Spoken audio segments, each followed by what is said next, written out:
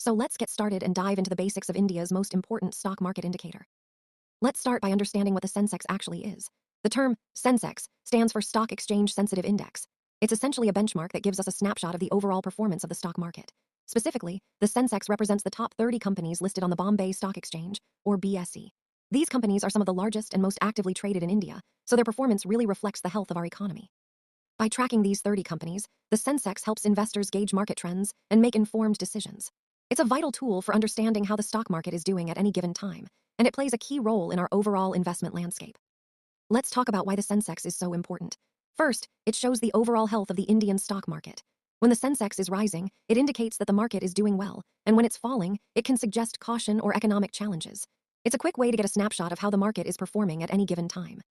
Next, the sensex helps investors like you and me track market trends.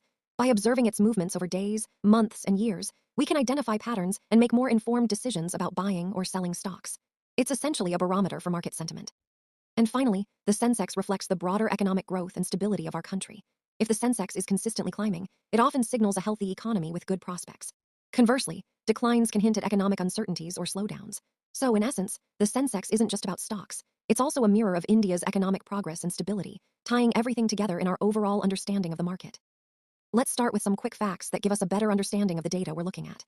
This movement or trend actually began back in 1986, so it's been around for quite some time. When we talk about the base year, it's 1978-79, and at that point, the base value was set at 100. This helps us measure growth over the years relative to that point. Now, it's important to note that this data covers multiple sectors, not just one specific industry. It reflects broad economic activity across different parts of the economy.